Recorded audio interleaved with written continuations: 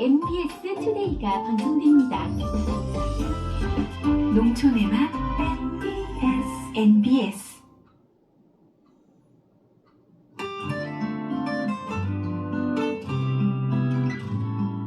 사랑이 가득한 MBS, 행복이 가득한 MBS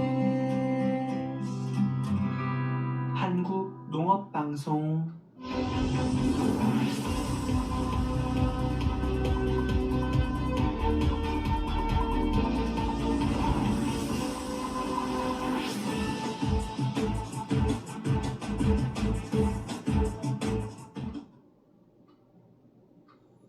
여러분 안녕하십니까? MBS 투데이입니다.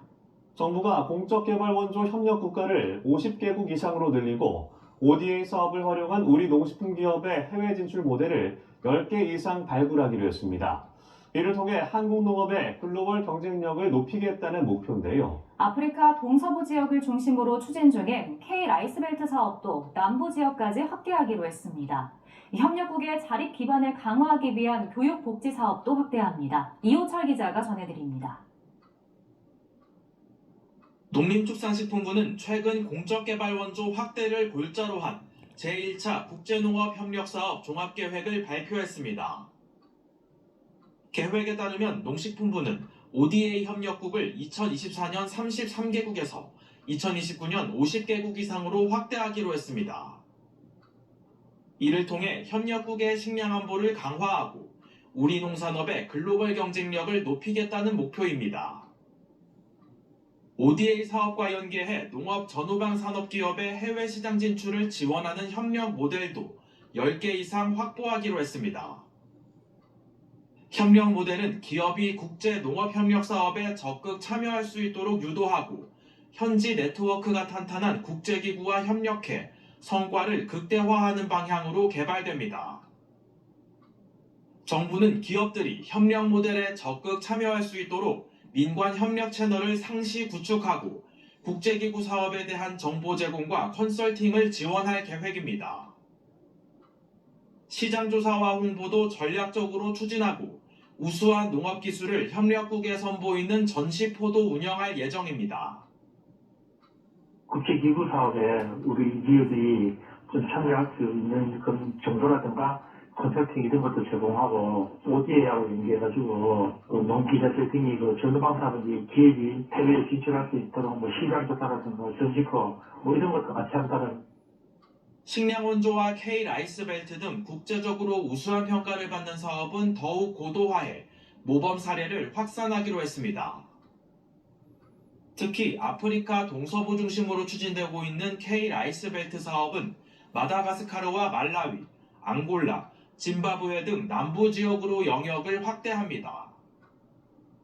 K-라이스벨트 사업으로 수혜를 받는 국가들의 종합적인 발전을 위해 농촌 생활환경 개선뿐 아니라 교육, 복지 분야에 대한 지원도 확대할 계획입니다. 협력국의 자립 기반을 강화하기 위한 사업도 추진합니다.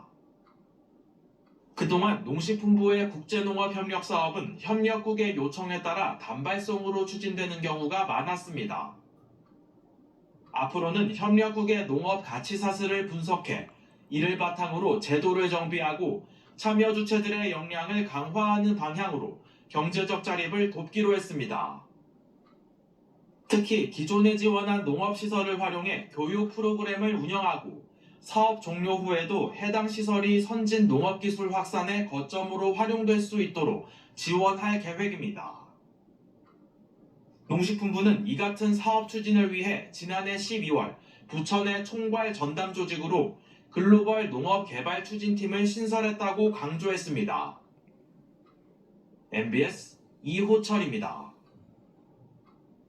최근 건강과 웰빙을 중시하는 소비 트렌드가 확산하면서 신선하고 안전한 먹거리를 찾는 수요가 늘고 있습니다.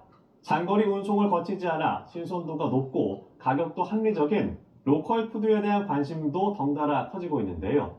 이런 추세에 발맞춰 농협 로컬 푸드 직매장의 수와 매출도 꾸준히 늘어나는 추세입니다. 한 연구 결과에 따르면 농협 로컬 푸드 직매장이 소비자와 생산자에게 연간 2,300억 원에 달하는 비용 절감 효과를 안겨주는 것으로 나타났는데요. 이 같은 긍정적인 효과를 이어가기 위해선 합리적인 가격을 유지하고 신선도를 더 오래 유지할 수 있는 방안을 고민하는 등의 노력이 뒷받침돼야 한다는 조언이 나옵니다. 자세한 내용 이은서 기자가 전해드립니다. 건강한 식생활에 대한 관심이 커지면서 로컬푸드가 소비자의 식탁에 자주 오르고 있습니다. 로컬푸드는 지역에서 생산한 농축산물을 말합니다. 장거리 운송을 거치지 않아 신선도가 보장된다는 게 가장 큰 특징입니다. 건강 중시 소비 트렌드가 확산함에 따라 로컬푸드에 대한 선호도가 높아지면서 농협 로컬푸드 직매장 역시 지속적으로 늘고 있습니다. 농협은 2012년 전북 완주 용진농협에 로컬푸드 직매장 1호점의 문을 연 것을 시작으로 지난해 말 매장 수를 738개까지 늘렸습니다. 매장이 많아지면서 매출도 상승하고 있습니다. 농협경제 지주는 2020년 3,226억 원 수준이었던 연매출이 지난해 6,571억 원까지 올라 5년간 2배 이상 상승했다고 밝혔습니다. 로컬푸드 직매장을 이용하는 소비자는 짧은 유통과정 덕분에 신선한 농산물을 저렴한 가격으로 살 수 있습니다. 생산자는 고정적인 판매 경로를 확보하는 것은 물론 유통비용을 크게 줄일 수 있다는 장점이 있습니다. 농식품 신유통연구원의 연구 결과에 따르면 로컬푸드 직매장을 이용한 소비자의 연간 구입 비용 절감액은 2022년 기준 599억 원에 달합니다. 농가는 직매장에 농산물을 납품하면서 1,780억 원의 유통비용을 절감한 것으로 나타났습니다. 또 로컬푸드를 이용하면 유통과정에서 생기는 탄소를 줄여 환경을 지키는 데도 효과적입니다. 이처럼 다양한 장점이 있는 로컬푸드 직매장의 성장세를 이어가기 위해선 합리적인 가격과 높은 수준의 품질을 유지하고 농가 관리 매뉴얼을 구체화하는 노력이 필요하다는 목소리가 나오고 있습니다. 로컬푸드 직매장 판매 가격이 약간 좀 상승하는 좀 곡선이긴 해요. 그래서 소비자들이 충족할 만한 좀 적정 가격대를 형성을 하고 판매를 좀 지속적으로 하시는 게 어떤 소비자 신뢰도 유지 향상에 좀 도움되지 않을까. 어떤 매대를 좀 이렇게 선전하는 거라든지 아니면 품질 관리라든지 좀 그런 부분에서 농업인들이 조금 이탈하는 경우들이 좀 있어요. 근데 그런 거를 직매장 자체적으로 뭔가 규제화하고 규율을 만들어서 하기가 좀 어려운 부분들이 있기 때문에 그런 큰 틀에서는 농식품부나 아니면 농협경제지주 차원에서 좀 가이드라인이 좀 명확하게 좀 제시될 필요가 있을 것 같고요. 이 밖에도 경쟁 매장과의 차별화를 위해 로컬푸드의 장점인 신선도를 더욱 강화하고 계절별로 매출 차이가 큰 품목의 경우 제철이 아니면 구매할 수 없다는 점을 강조하는 마케팅 전략을 수립하는 등의 다각적 노력이 필요하다는 지적입니다. MBS 이은서입니다. 우리나라 5대 명절 중 하나죠. 정월 대보름이었던 10일 새해 첫 보름달이 떴습니다. 예로부터 정월 대보름이면 오곡밥을 나눠 먹으며 한 해 건강과 풍요를 기원했는데요. 우리 오곡으로 영양이 풍부한 식사를 챙겨보시는 건 어떨까요? 손현진 기자가 전해드립니다.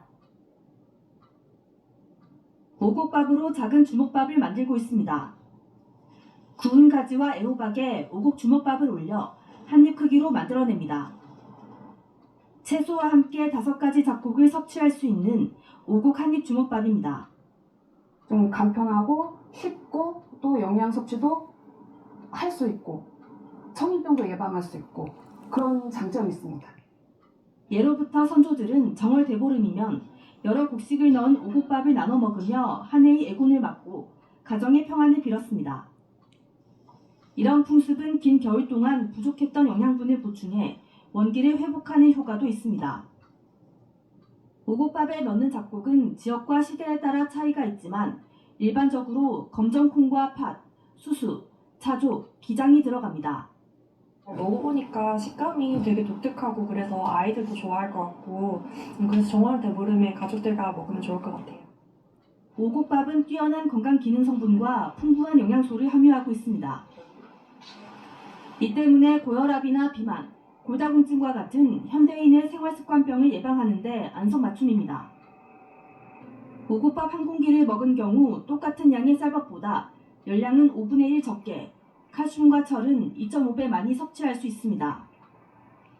농촌진흥청은 기존 재래종에 비해 재배가 쉽고 고품질 생산이 가능한 작곡 품종을 개발해 농가 생산성을 높이는 데 주력하고 있다고 밝혔습니다.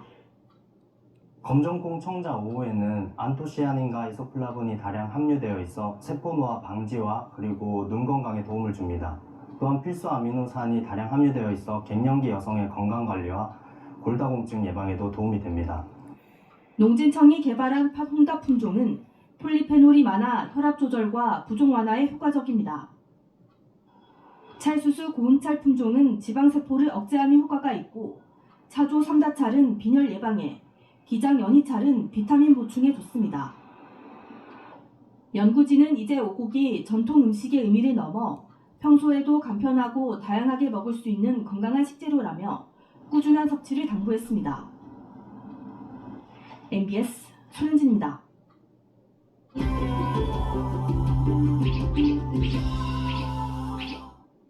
제철 농산물을 보다 맛있게 즐기는 방법을 전해드리는 방방콕콕 제철이 간다 시간입니다. 겨우내 언 땅을 뚫고서 자라난 강인한 채소인 만큼 달래에는 우리 몸에 꼭 필요한 영양소가 풍부한데요. 달래 속 알리신은 콜레스테롤 조절에 뛰어난 효과가 있어 동맥 경화를 비롯한 혈관 질환 예방에 좋은 식품으로 알려져 있습니다. 제철 달래의 효능과 맛있는 요리까지 함께 전해드립니다. 비닐하우스를 가득 채운 초록 물결, 봄의 대표 전령사 달래입니다. 하우스에서 재배해 한겨울에도 쉽게 만나볼 수 있습니다. 하우스 안에서는 영하 10도 이하로 떨어져도 잘 자라며 특별한 난방 시설이 없이 잘 자라고 있습니다. 비닐하우스 한 곳에서 많게는 4번, 지금부터 4월까지 수확이 가능한데요. 겨울철 농가 소득의 효자 노릇을 톡톡히 하고 있습니다. 달래를 수확하는데도 요령이 필요한데요. 흩어지지 않게 똑똑 떠나는 게 자라는 거죠. 당숙 깊숙이 박힌 달래는 뿌리가 다치지 않게 쇠지랑으로 단번에 뽑아내고요. 엉겨붙은 흙을 털어준 다음 일정한 양만큼씩 묶어주는데요. 손이 많이 가는 작업이라 수확 시기에는 눈코 뜰 새 없이 바쁘답니다. 맛과 향이 깊고 영양이 풍부한 제철 달래. 이렇게 사람 손으로 일일이 흙을 털어내는데요. 무심하게 털어내는 것 같아도 오랜 노하우가 없으면 어려운 작업입니다. 달래에 상처가 나지 않게끔 털고 상처가 나면은 물로 씻었을 때 빨리 상할 수가 있습니다. 이른 아침부터 이어진 고된 작업. 이럴 땐 능률을 높여주는 노동요가 필수인데요. 고추 먹고 맨맨 달래 먹고 맨맨.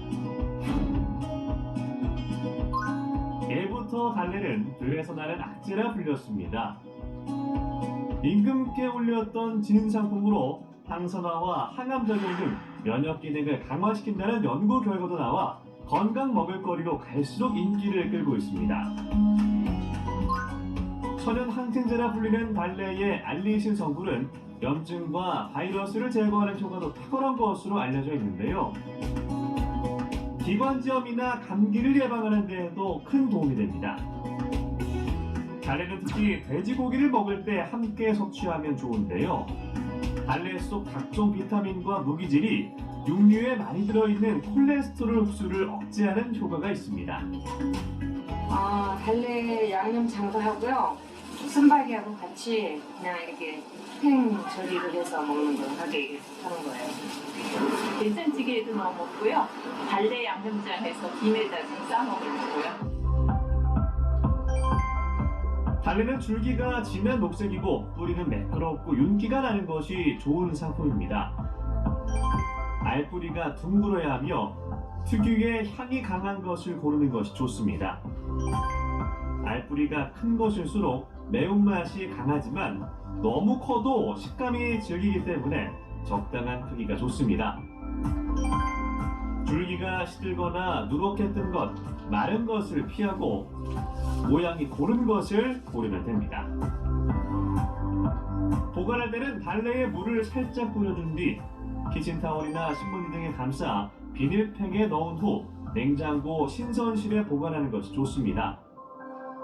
시간이 지날수록 알싸한 맛이 약해지고 쉽게 무를 수 있어 빨리 먹는 것을 추천합니다.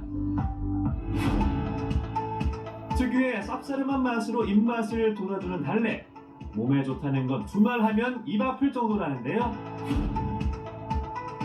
각종 비타민과 무기질이 다량 함유되어 있는 알칼리성 식품입니다. 그중 달래 속의 칼슘과 철분은 근육과 뼈를 단단하게 해주고 비타민 A, B, C는 다가오는 환절기 춘곤증을 예방하는 데 매우 좋습니다. 달래에는 신진대사를 높여주는 비타민C 함량이 높습니다. 4그릇이면 하루 권장량의 30% 이상을 충족할 수 있습니다. 톡 쏘는 맛과 향이 있는 달래는 알리신 성분이 있어 원기 회복에 좋은 식재료인데요. 오늘은 한 끼 식사로 먹기 좋은 제육볶음 만들어 보겠습니다.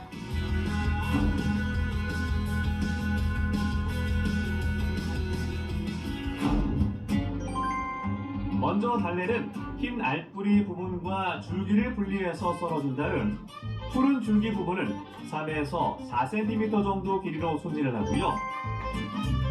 그 다음에 흰 알뿌리 부분은 잘게 다져줍니다. 볼에 잘게 다진 달래 흰 부분과 맛술, 설탕, 물엿, 후추, 그리고 간장, 고추장, 고춧가루, 다진 마늘을 넣고 골고루 섞어서 양념장을 만듭니다. 만들어 놓은 양념장에 돼지고기를 넣고 버무리는데요. 이렇게 버무려주면 돼지고기에 달래 향긋한 향이 배어든답니다. 볼에 썰어놓은 달래의 푼 부분과 깨소금, 고춧가루, 참기름을 넣고 살살 버무려줍니다. 양념한 돼지고기를 중약불에 구워줍니다. 양념장에 20분 정도 버무려두면 간이 고루 배어 더 맛있는 제육볶음을 만들 수 있습니다. 고기가 80% 정도 익으면 썰어놓은 당근, 양파, 대파를 넣고 센 불에서 익혀줍니다. 제육볶음이 익으면 접시에 올려주고요. 버무려 놓은 달래를 얹어 완성합니다. 입맛 없을 때 먹기 딱 좋은 달래 제육볶음. 달래 특유의 향과 알싸한 맛이 다른 재료들과 한데 어우러져 밥맛을 더욱 높여주는데요. 겨울에 잃어버린 입맛 되살리는 요리로 강력 추천합니다. 한겨울에 찾아온 반가운 나물 달래로 건강한 한 끼 만들어 보시길 바랍니다. 알싸한 맛으로 입맛을 살려주는 제철 달래로 건강 챙겨보세요. 지금까지 건강콕콕 제철이 간다였습니다. 이어서 간추린 소식입니다. 올해부터 충남도에서 만 65세 이상 84세 이하 고령 농민이 1헥타르 미만의 농지를 한국농어촌공사 등에 매도할 때 연간 500만 원의 정액을 지원받게 됩니다. 충남도는 11일 이 같은 내용의 충남형 고령 은퇴농 농지 이양 활성화 시범사업 개편안을 발표했습니다. 도는 지난해부터 농림축산식품부에 농지 이양 은퇴 직불 대상자에게 지원금을 추가 지급해왔습니다. 기존에는 1헥타르 미만의 농지는 농지 면적에 비례해 지원금이 정해졌습니다. 하지만 이번 개편으로 농지가 1헥타르 미만인 경우 면적에 상관없이 매도 시 연 500만 원, 매도 조건부 임대 시 연 350만 원을 정부 직불금 외에 추가로 받게 됩니다. 지원금 신청은 도내 농어촌공사 시군지사와 행정복지센터에서 할 수 있습니다. 더불어민주당이 12일 국회에서 2025 전국농어민위원회 출범식을 개최했습니다. 농어민위원회는 농어민의 목소리를 대변하기 위해 2015년부터 운영된 민주당 내 상설기구입니다. 이날 출범식은 개회 선언을 시작으로 내빈 축사, 위원회 역할 강연 등의 순서로 진행됐습니다.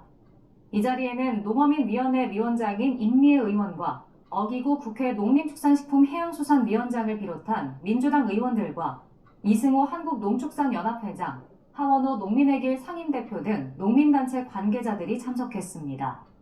임미애 위원장은 위원회 활동 계획을 설명하며 향후 정책자문위원회 운영과 피해 사례 수집을 통해 농어민을 위한 정책을 만들겠다고 밝혔습니다.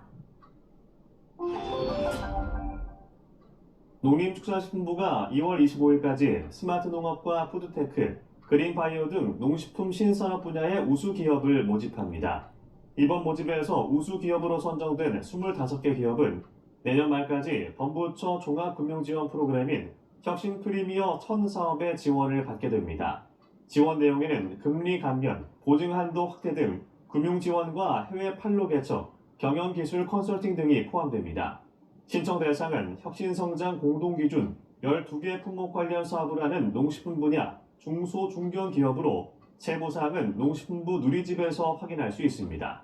선발 결과는 전문가 심의위원회와 정책금융기관의 적격성 검증을 거쳐 3월에서 4월 중에 발표될 예정입니다.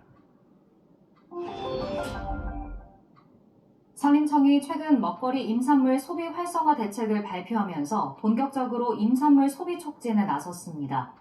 이번 대책에선 임산물 국가 공동상표 수푸드도 공개됐습니다. 수푸드는 표고버섯이나 산나물, 감 등 먹거리 임산물 91종이 등록 대상입니다. 올해까지 300개, 2030년까지는 1,500개 제품 등록을 목표로 합니다. 소비자 신뢰를 높이기 위해 수푸드 등록 임산물은 잔류농약 검사 등 농식품 분야 인증 여부를 철저히 관리할 계획입니다. 임상섭 산림청장은 국민과 임업인이 상생할 수 있도록 지속적인 지원과 정책 강화를 추진하겠다고 말했습니다. 한국농어촌공사는 올해 1월 농림축산식품부로부터 국제농업협력사업 총괄기관으로 지정됐다고 최근 밝혔습니다. 이에 따라 농어촌공사는 K농업 공적개발 원조를 통한 글로벌 식량안보 증진 및 상생 발전을 장기 비전으로 설정했습니다.